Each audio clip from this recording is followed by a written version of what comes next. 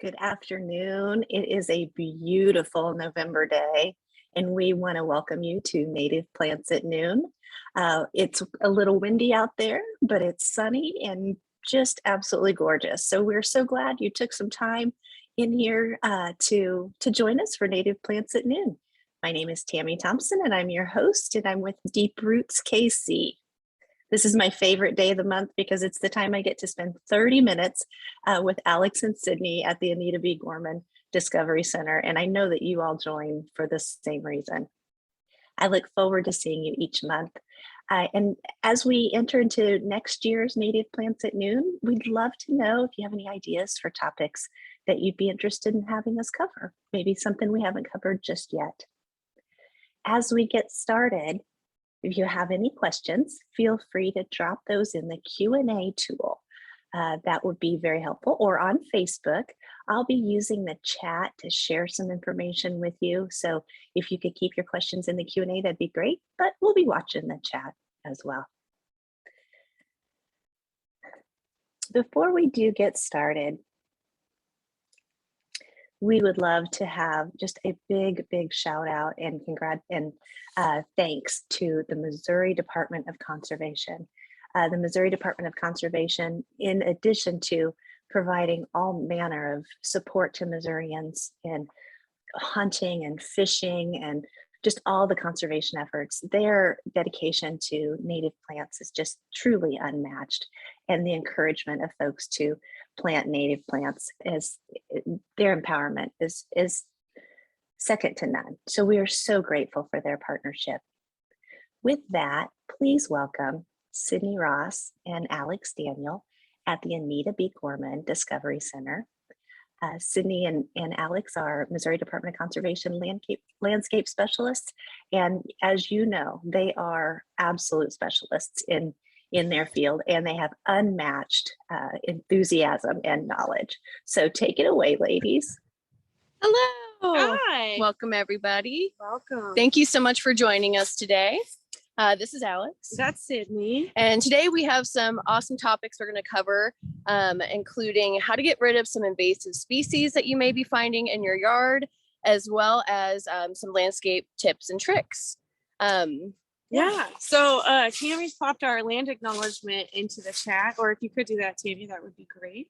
Thank you. And I guess we're talking about invasive species, and we're talking about indigenous or native species.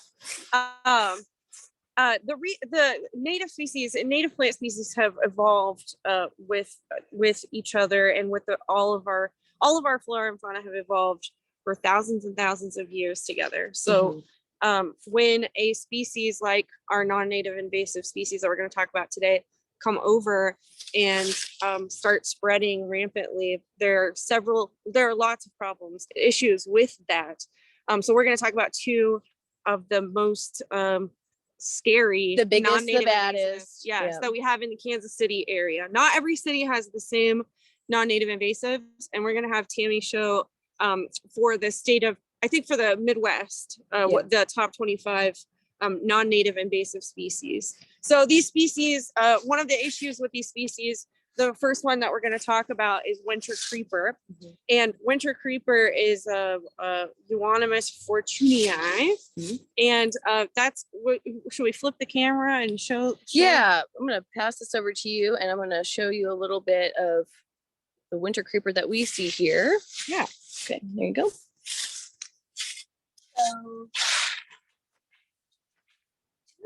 Here's a couple examples of Wintercreeper. And it is a vine, a kind of a glossy, waxy leaf. That it's a vining plant, and I see it pretty commonly throughout our woodlands here and in your own backyard.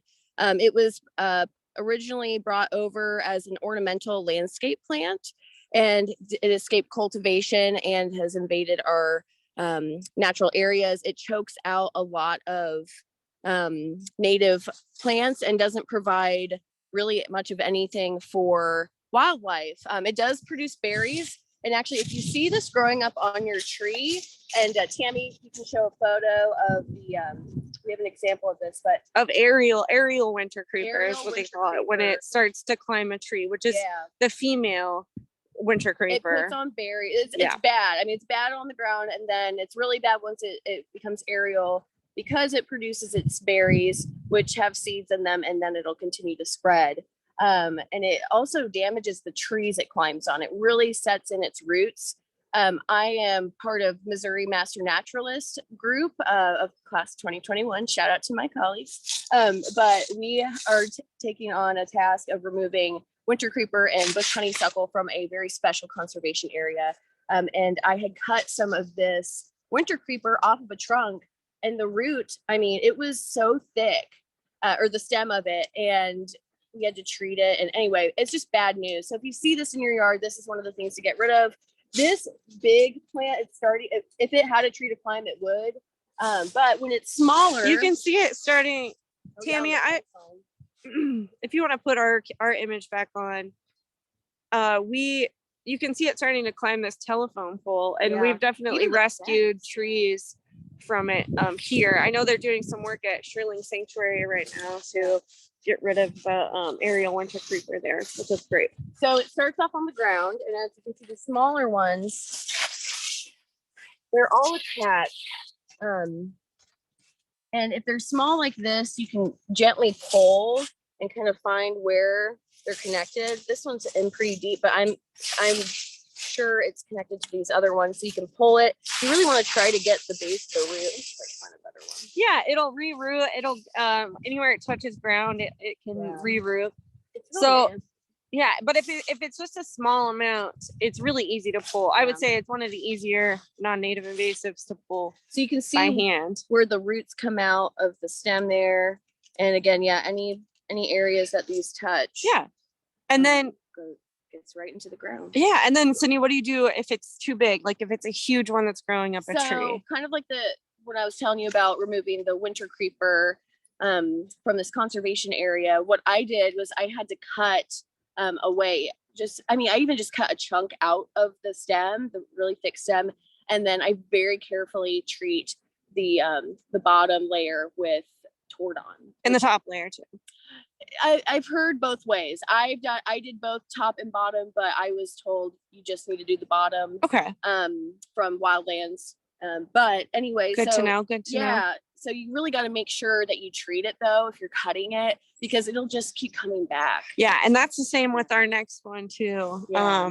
Which is we're going to talk about the biggest and baddest, the worst non-native invasive that we have, bush honeysuckle. So yeah, Do you want to? let's flip it and All switch it. right. Okay. All right. So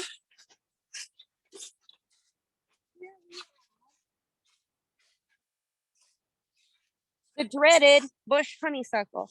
This is Lonicera maackii. Maackii, that Latin. Yeah. And this one is I'm gonna say probably 10 to 15 years old. Probably it's been cut a few times. It's growing into this rock wall. Look how big this is. It's pretty big. You can see these used still today as ornamental shrubs. Yeah. There are some really huge ones that look like they're about 30 or 40 years old, right by the Nelson Atkins. Yeah. In a yard there. And this is I think the worst, because I'm a mushroom hunter. I think this is one of the worst invasives that we have in Kansas City. You'll see it everywhere, covering all edges of any unmanaged forest, roadsides, everywhere. If you have land that's not being managed for bush honeysuckle in the Kansas City area, then it's there and it's doing damage. So Yeah. the berries are Mhm. allelopathic, which means that they inhibit the growth of seedlings underneath them. They shade out every other native species underneath. And then after a few years, that seed bank, is not reliable. So even if you remove it, it's still, it takes a lot of effort to get our habitat back to the way that it was before. And it's nearly impossible in most situations. Johnson County has been doing a lot of really awesome, huge honeysuckle removal projects recently. I'm really excited to see how that goes. At Ernie Miller, they did a really big one. And so I'm excited to see how that goes. This one scares me though, because it's out of control. I've So. seen some that you have to, I mean, yeah, you have to use a chainsaw to cut through it because the trunk is so thick. Right. And again, I will kind of go over this here in a minute, but you do have to, if it's so big and you are cutting it, you have to immediately treat it because it's kind of like a hydra, you know, from Greek mythology. You cut one of the heads off and 4 or 5 more grow back. Tammy has put on the screen the photo of bush honeysuckle when it's in flower in this early summer. So another a good thing to do when that plant is flowering, you can cut the flowers away and use them as decoration. They smell great. Kids love to eat the little nectar out of them. But please do not use the berries in floral decorations because that's just spreading the seeds even more. So outdoor wreaths should not be left with. Okay, Tammy, if you want to switch back over to our screen. Perfect. So these are the berries. And one thing that I forgot to mention about both of these non-native invasives, the time is November. November is the best time to go after these because all the leaves have fallen off of our native species for the most part, and these are still green. This is another part of the problem. They stay green longer than anything else. Wintercreeper is an evergreen. It stays green all year long. And they green up in the spring before everything else too. So they're super easy to ID right now based on these. They're going to typically have 4 bright red berries. They're going to have opposite leaf structure. There's a couple of lookalikes in the Kansas City area, like coral berry is a lookalike, but not to be confused with buckbrush. It's different. It's not the invasive buckthorn, rather. Buckthorn. It's coral berry. That's a good one. Yeah, that's a good one. But there's tons of native shrubs you can use to replace your honeysuckle too. So any work you can ever do to remove honeysuckle from any area ever at any time, please do it. Yeah. Tell your neighbors. It is. Well, and it's one of those things, unfortunately, in conservation that is just going to require constant pressure from the community and hopefully from eventually maybe our state government can start helping with that too. Yeah. And some of these plants that these end up like Wintercreeper, they're working on getting it banned, that it can no longer, it's on the no sale list. Yeah. Can you believe they still sell that crap? Yeah, I can't. They also still sell Bradford pears and butterfly bush. Yeah. So definitely check out that top 25 invasive species list that Tammy put in the chat to see what else is on that list. And same for honeysuckle too. It's very easy. Well, let's see. If you can't pull it out or dig it out, you can use stump treatment for honeysuckle, but you have to get, when you dig it out, you have to get the root base, the crown out to make sure that it doesn't rebloom. Yeah. But when they're small, they're really, really easy to pull. Do you want to? Yeah, let's do it. Ladies, we have a couple of questions. Fabulous. While you're walking, let's answer those.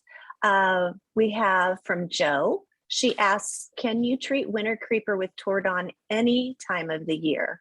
You know what's interesting is I just learned recently from Chuck Connor of MDC that a great way to get rid of Wintercreeper is to spray it with glyphosate in September, and it takes about 12 to 15 months to kill.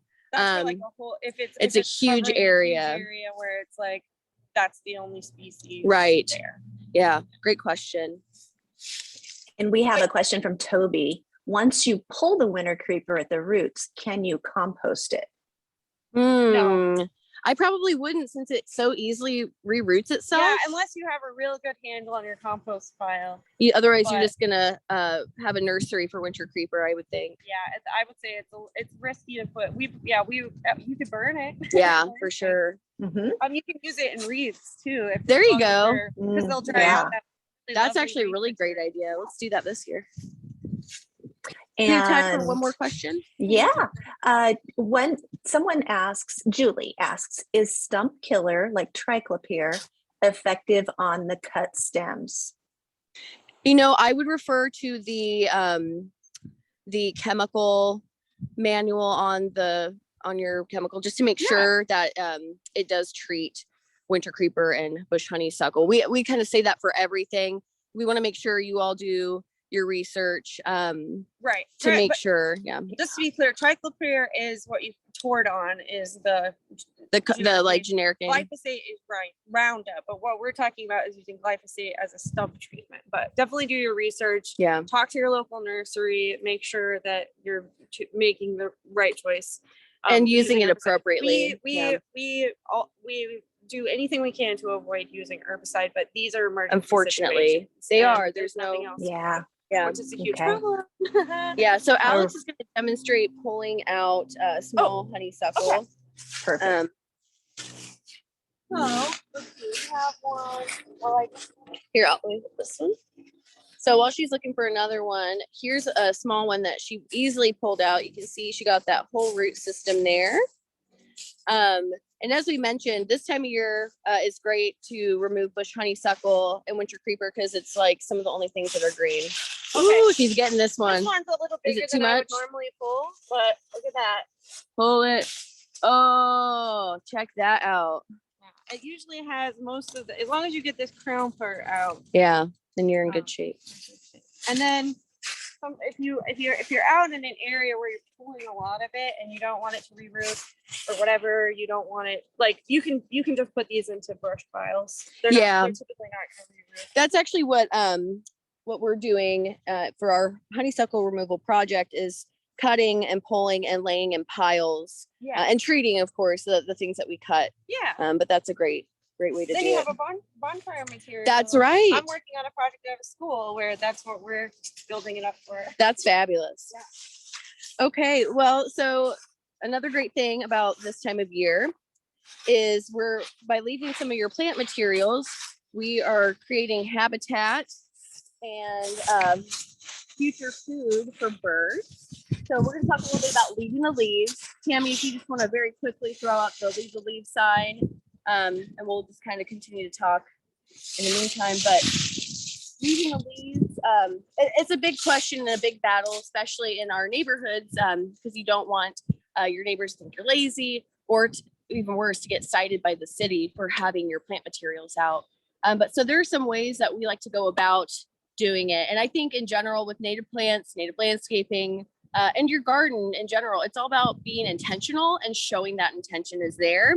So we have cut some brush piles over here. Yeah, Tammy, you can put it back on us. You just showed the leave the leaves sign. You can purchase from, I'm sorry, did you already mention that? You can purchase them from the Grow Native website for your yard. And it's so important to have some interpretation so that your neighbors know what's going on. Yeah, education is key. Education is key. Get that conversation started in your neighborhood. The signs are really cute too. So you can get that Yes. website. Tammy will link that in the comments. Yeah. So what have you done here, Cydney, with this brush? What we've done here is these are all kind of full sun prairie species from our Prairie Plaza area that we cut down. But we didn't want to just get rid of all the plant material because birds like to roost in it. Mammals take shelter. Kids love them. But they also provide food for birds later with overwintering insects, which we'll get into in just a minute. So what we've done is we've cut down pretty short. We did leave like 6 to 8 inches of stem, and then we brought the rest over and we leaned it up against the tree. So I think it's really important to note when you're deciding whether you're going to leave plant material, think about the type of plants you have. So our prairie species are full sun species. They're not used to being dumped on by a ton of leaves. You can leave some of the leaves on those beds, like Primrose Prairie over there is a newer bed, and it had a couple hackberry trees over it, and it dropped some leaves that's not like extreme, so that'll be fine. But those types of plants were adapted to burn. Indigenous people burn, they had a fire schedule that would clear the duff off of the prairies and regenerate growth, so you don't want to suffocate those species. Right. Yeah. So since they were used to that kind of stewardship from indigenous cultures, they adapted. We would love to burn ours, but unfortunately try to convince the fire. Yeah. burn our berries here, but we can't do that. So instead, we remove the plant material, we set it up against a tree. Because think about the trees and any shaded areas, they are used to getting dumped on with leaves. All of your woodland species that bloom in the spring, this is great. It's like a nice winter blanket for them. So why not bring some of those plant materials if you have a full sun bed that you need to kind of clean up a little bit, prop it up against the tree. We add some more sticks too, and then we secure it with some twine. And that's kind of how we do it. Yeah, and we'll be building multiple other brush piles throughout winter cleanup, and we do leave a lot of our stuff standing, but the stuff we do have to cut, we will be building these artful brush piles.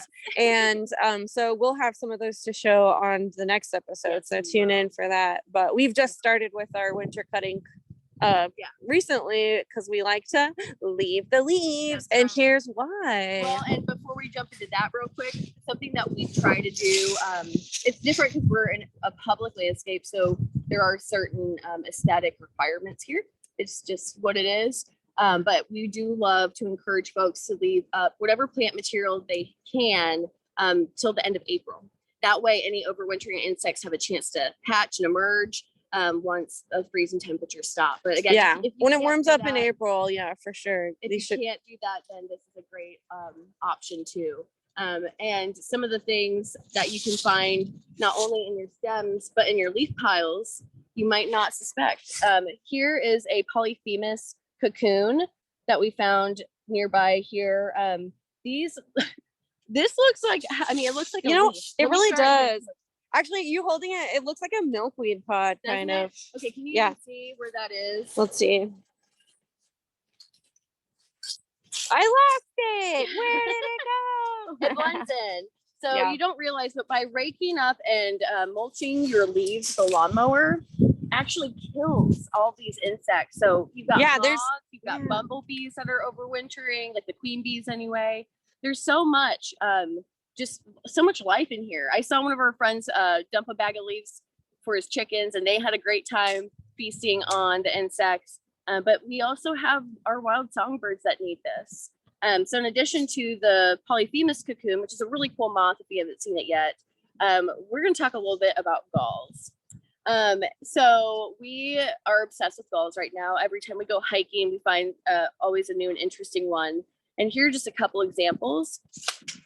So this is a goldenrod gall, and it is made by a goldenrod gall fly. So what is a gall? Well, golly, let me tell you. Oh, golly gee. I'm gonna sit down for this. Okay. So a gall is a bulbous form found on plant material that houses insect larvae.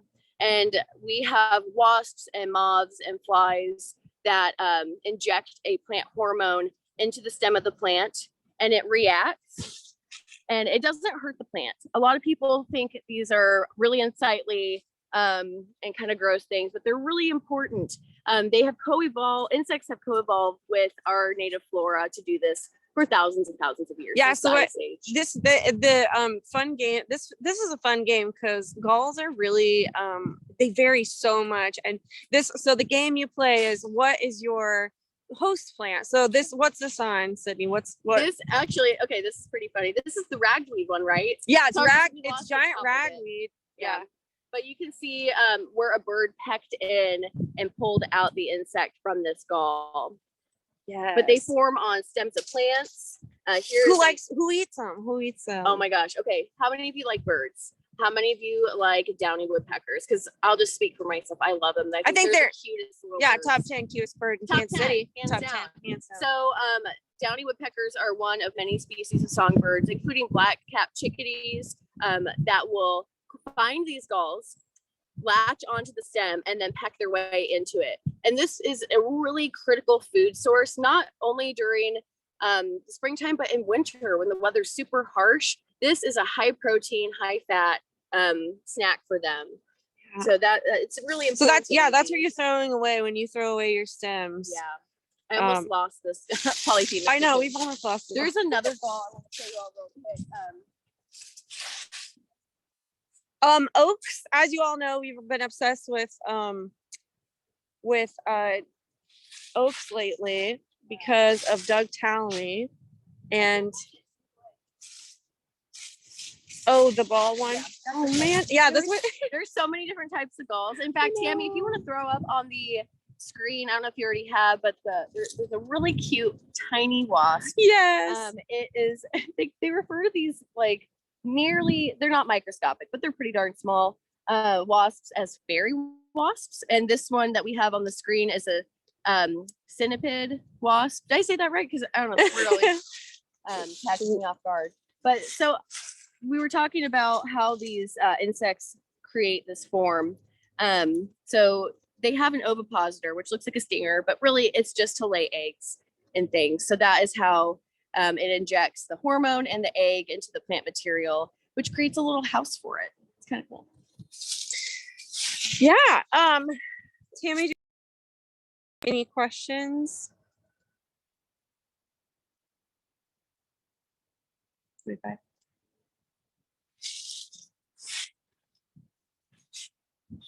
going to wrap up here and would love to have. Okay, there you go. Oh, there it is. There it is. I saw someone ask if the galls hurt the plants. They do not. They don't hurt the plants. You'll find them on leaves. You'll find them on stems. They've co-evolved with our native flora for thousands of years. So it's just part of the cycle. And it's not a signifier of disease. So. All right. Sorry about the technical difficulties, ladies. I had that thing up and then you started talking about Doug Tallamy. And I was like, I'll try to get the nature of oaks up. But we've got, I thought, well, they went on. So I'm gonna move on with them. We really did. Yeah, I forgot. As you all know, we always want to talk about everything. Each episode, we try to cram as much as we can in half an hour. But just very briefly, there is this book called The Nature of Oaks by Doug Tallamy. He also wrote Bringing Nature Home, Nature's Best Hope, all these great books that really advocate for native plants. So you should check it out. He also does deep dives into galls in his lectures. So look him up online and see if you can find any of his virtual lectures coming up because it's delightful. It is. Yeah, he's very inspiring. Very. Thank you, you two. We learned so much from you. We have a number of questions in queue. I'm going to, I think we've got like a couple. How about this one from Pam? Don't hummingbirds like the honeysuckle flowers? That's a great question. There are better flowers for hummingbirds that they prefer. I mean, I think of cardinal flower. I think of royal catchfly, coral honeysuckle. There are native honeysuckles, but we should have mentioned that there are native honeysuckles that you can replace your non-native honeysuckle with, and we have 2 of them growing here at the Discovery Center. So you should come see them when they're in bloom. They're really gorgeous, and they're always covered in hummingbirds. Yeah.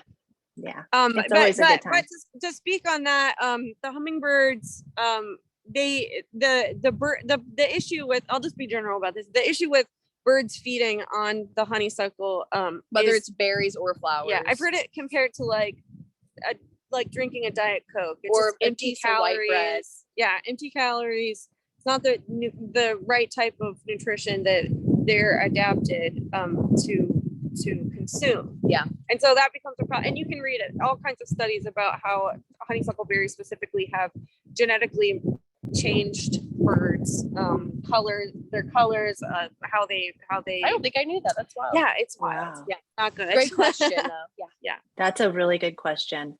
And we're going to do one last question, but before anyone gets scared, we are going to give all of your questions to Alix and Cydney after, and we will post your answers on Facebook so that you can look for those there, and that way nobody's left out. This last one is, this one's going to be a good one, ladies. How do I deal with a hillside of Japanese knotweed? From Mike. Woo!